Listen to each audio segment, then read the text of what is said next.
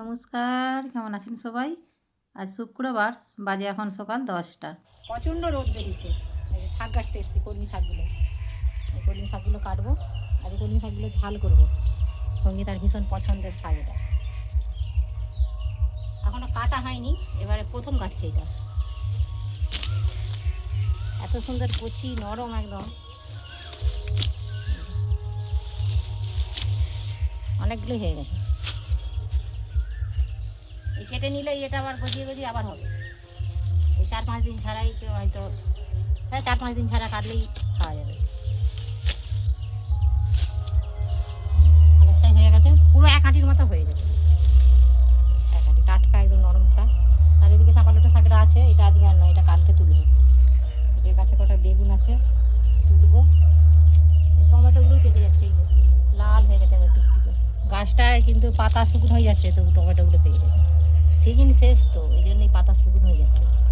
আর আজ হচ্ছে রামনবমী, সেই জন্য মাইক বাজছে চারিদিকে। এই যে মাইকের সাউন্ড এসছে। প্রচণ্ড রোদ, নিচে ভাত বসিয়ে এসেছি। কাছে কটা লঙ্কাও পেয়ে গেছে, লঙ্কাগুলো তুলে নেবো।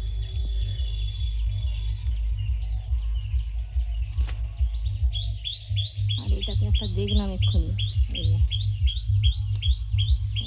গাছে কটা বেগুন আছে, বেগুন তুলে এসেই তুলেছিলাম, আবার বড় হয়ে গেছে। কত বড় বড় হয়ে গেছে। গাছ ছিঁড়ে যাবে, তার থেকে এই যে কাস্তে টাই করে কাটবো।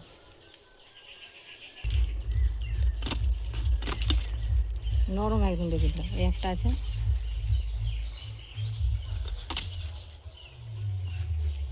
এইটাও তুলে নেবো। এটা এই দুটাকে রাখি।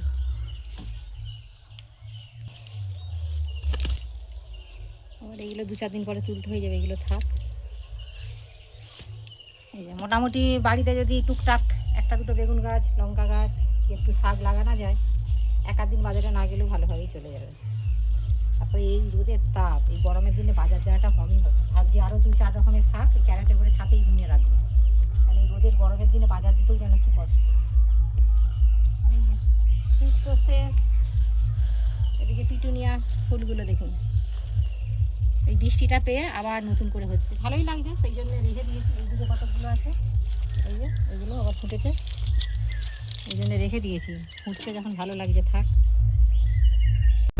এইদিকে মিলা আছে ধান। চলুন নিচে গিয়ে রান্না করি। আর এই যে রামনবমীর জন্য স্কুল ছুটি, ওই জন্য বাড়িতেই রয়েছে গোপালবাবু। আর এই গাছটাই দেখুন, ভোরে ফুল এসেছে একবার।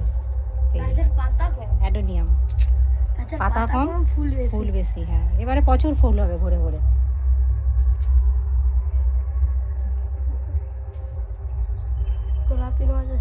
এগুলো কাটিং করে দিয়েছি ডালগুলো, ওইটাকে সাদাটাকেও কাটিং করে দিয়েছি। আর এই যে শশা গাছটা উঠছে, জানিনি হবে কি না, পালা দিয়েছি। এই যে আমার এক পাশের মানে পাড়ার এক জায়ের কাছ থেকে কঞ্চি নিয়ে এসেছি, নিয়ে সব পালা দিয়েছি। চলুন নিচে যাই, যা রোদ আর দাঁড়ানো যাচ্ছে না, গিয়ে রান্না করি।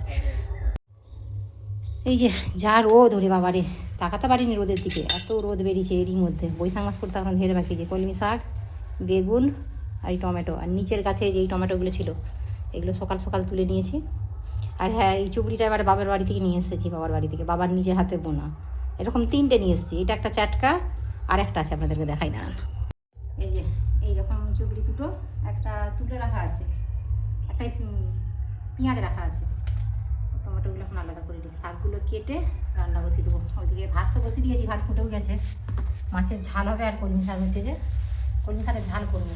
শাকগুলো একদম ফ্রেশ, আলু বেগুন দিয়ে, আলু বেগুন নয়, কী বলছি, মানে আলু দিয়ে আর পেঁয়াজ দিয়ে ঝাল করবো, একটু রসুন দিয়ে, খুব সুন্দর লাগে খেতে। এটা সঙ্গীতার ভীষণ পছন্দ এই রান্নাটা। চলুন শাকটা কেটে নিই। আর বাদ দিয়ে আর কিছুই নেই, খালি পাতাগুলো একটু দেখে দিতে হবে, যদিও কিছুই নেই, পোকা টোকা কিছুই নেই, পরিষ্কারই একদম। একদম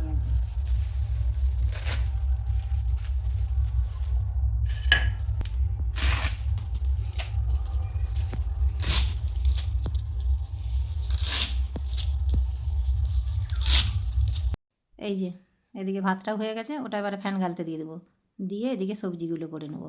সবজি বলতে বেশি কিছুই নয়, মাছের ঝাল করব, আর হচ্ছে যে কলমি শাকগুলো একটু আলু পেঁয়াজ দিয়ে একটু ঝাল করব রসুন দিয়ে। এই যে এই মাছগুলো সেই বাবার বাড়ি থেকে নিয়ে এসেছিলাম, এই কটাই রয়েছে। আর এটা হলেই এবেলার মতো হয়ে যাবে, তারপরে সেবেলা যা হবে হবে। চলুন বসিয়ে দিই রান্না। রান্না চট করে করে নিয়ে একবার যাব ব্যাংকে, আর হচ্ছে যে সঙ্গীতা গেছে ও কম্পিউটার ক্লাসে, ওর আজকে ক্লাস আছে। আজকে রোদ, প্রচণ্ড রোদও বেরিয়েছে, গরমও পড়েছে। এই মাছগুলোর আগে ভেজে নিই, ভেজে নিয়ে তারপরের দিকে সবজিটা করে নেবো। ভাতটা আগে থেকেই হয়ে গেছে, ভাতটা প্রচণ্ড ফুটে, সেই জন্যই হচ্ছে যে আগে থেকে বসিয়ে দিয়েছিলাম, পুরনো চাল তো সেই জন্যই আর কি। চলুন ভেজে নিয়েছি মাছ। হ্যাঁ, আর একটা কথা আপনাদেরকে, ফেসবুকের ফার্স্ট পেমেন্ট পেয়েছি, সেই ফার্স্ট পেমেন্টটাই আজকে তুলতে যাব ব্যাংকে, সেই জন্যই যাওয়ার কারণ হচ্ছে যে আজকে ব্যাংকে যাব। তবে এই ফার্স্ট পেমেন্টটা দিয়ে একটা ভালো কাজে লাগাবো বলেছিলাম, ভেবেছিলাম যে কিছু একটা ভালো কাজে করব। তবে এই মুহূর্তে আমার মনে হয় ভালো কাজ বলতে, আপনারা নিশ্চয়ই দেখেছেন আমার প্রোফাইল, আমি অন্তরা নিয়ে ভিডিও বানিয়েছি। যতটা যা পারি আমি সেটা অন্তরাকেই হচ্ছে যে দিয়ে দেবো চিকিৎসার জন্য। জানি সামান্য কটা টাকা, তবুও যেটাই হয় সেটাই আমার কাছে অনেক, কারণ এই প্রায় 1 বছরের আমার পরিশ্রমের ফল। তারপরে আর একবার আপনাদের নিশ্চয়ই মনে আছে, আমি কয়েকদিন বেশ যাবৎ ঘাটাল ব্যাংকে যাচ্ছিলাম, আপনাদেরকে বলেছিলাম যে একটা খুশির খবর আছে আর একটা খারাপ খবরও আছে। খুশির খবর বলতে এইটাই যে ফেসবুকের ফার্স্ট পেমেন্ট ঢুকেছিল তখন একটা, আর খারাপ বড় খবর বলতে ওটাই, ফেসবুকের ফার্স্ট পেমেন্টটা ঢুকেছিল ঠিকই, কিন্তু আমি হচ্ছে যে আমার অ্যাকাউন্টে পেয়েও আমি হাতে পাইনি। কারণ ওই যে অ্যাকাউন্টের কিছু আমার সামান্য আর কিছু পয়সা ছিল, আর বাকি ওই ফেসবুকের পেমেন্টটা হোল্ড হয়ে গেছে, সেটা এখনও হচ্ছে যে হোল্ড হয়ে আছে। যার জন্য আমি ব্যাংকে হচ্ছে যে অ্যাপ্লিকেশান করেছি, 3-4 বার গিয়েছি, ওনারা আমার ইন্টারভিউ নিয়েছে, তারপরে ফটো তুলেছে। জানি না, বলেছিল একদিন নাকি ডাকবে, তারপরে হচ্ছে কোথা থেকে কী হয়েছে সেটা নাকি জানা যাবে। তবে আজও পর্যন্ত কোনো কলও আসেনি, আর আগামী দিনে আর আসবে বলে আমার মনেও হয় না। সে যাই হোক, সেটার আশা আমি বাদই দিয়ে দিয়েছি। তবে তখন একটু খারাপ লেগেছিল যে এতদিন আমি একটা যে কাজের মাধ্যমে যুক্ত আছি, তা থেকে সামান্য কিছু উপার্জন করেছি, তাও আবার এই রকম। তবে আমি ভেঙে পড়িনি তখন। তবে একদিকে আমার মনটা খারাপ হয়েছিল, একদিকে আমার মনের বলটাও বেড়েছিল যে এটা যখন আমি পেরেছি, আমি নিশ্চয়ই পারবো আগামী দিনে। সেই জন্য এখনও আমি চেষ্টা চালিয়ে যাচ্ছি। চলুন, আপনাদের সাথে গল্প করতে করতে আমার এদিকে প্রায় রান্না হয়েই গেছে। এবার কলমি শাকটা ফোড়ন দিয়ে নামিয়ে দিলেই হয়ে যাবে। ফোড়নে দিয়ে দিয়েছি তেজপাতা, শুকনো লঙ্কা, জিরে আর রসুন কুচি। এই যে এতক্ষণে সঙ্গীতাও চলেই এসেছে। তবে এত প্রচণ্ড গরম, ও আর আমার সাথে বেরোবে না, গোপালকে নিয়েই একটু বেরোবো। আর আজ তো রামের পুজো, আমাদের এই হরিশপুরে ফুটবল গ্রাউন্ডে রামের পুজো হয়, আসার সময় ওপাশ দিয়ে একবার ঘুরে আসবো, রামের পুজোটা দেখে আসবো। চলুন, রান্না একদম কমপ্লিট রেডি, ঘুরে এসে তারপরেই খাওয়া দাওয়া করবো। এই যে বেরিয়ে পড়েছি গোপালকে নিয়ে। রোদটা দেখেছেন কীরকম রোদ, তাকানো যাচ্ছে না একদম, এত রোদ বেরিয়েছে। আমাদের এখানে এই সামনেই যাব, আমাদের হরিশপুরেই হচ্ছে যে শাখা ব্যাংক আছে, সেই ব্যাংকেই যাব, ঘাটালে আর যাব না। ওই ব্যাংক থেকেই সাধারণত হচ্ছে যে নিত্য যে প্রয়োজন টাকাটা সেখান থেকেই তুলি।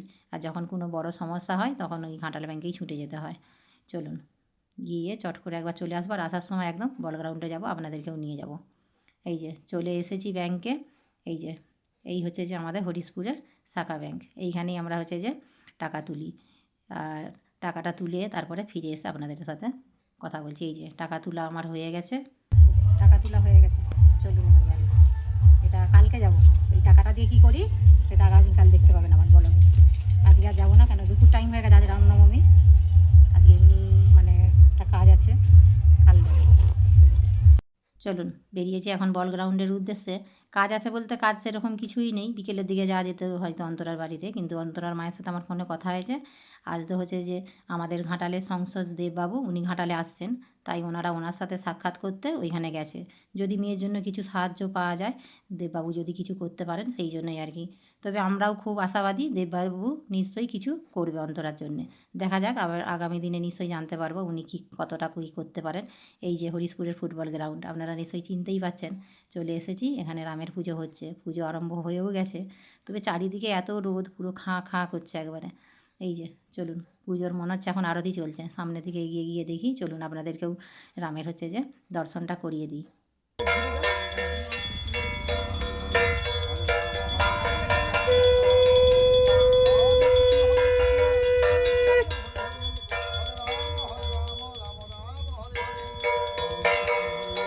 এদিকে তো পুজো হচ্ছেই, চলুন ওই দিকটা একবার মাঠটার দিকে আপনাদেরকে দেখাই।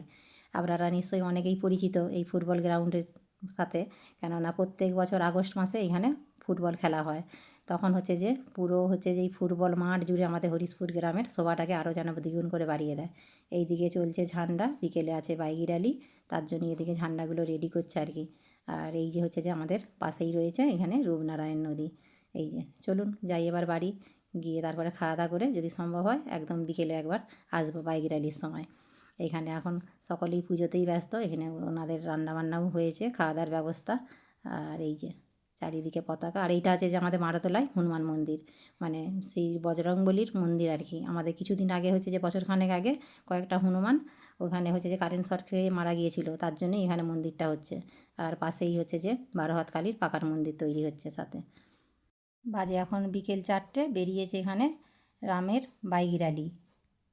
এখানে একটা কথা বলে রাখি, ভগবান রামচন্দ্র কিন্তু কোনো পার্টি নিয়ে জন্মায়নি।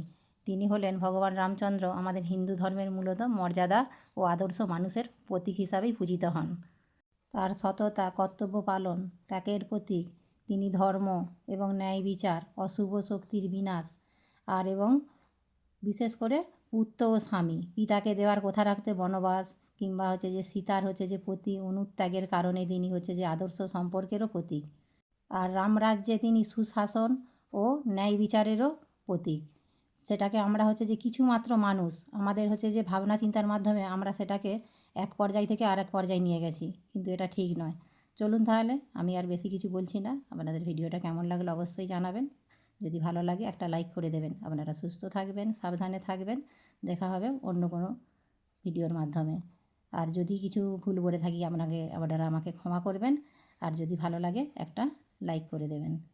আর সহজ কথাই হলো, রামচন্দ্র হলেন মানুষের চরিত্রের সবথেকে উৎকর্ষা এবং ধর্মের পথে চলার এক জীবন্ত প্রতীক, যেটাকে আমরা হচ্ছে যে ঠিকভাবে তার ব্যবহার করি না, সেটাকে তার মানে উল্টো ব্যবহারটাই বেশি করে থাকি।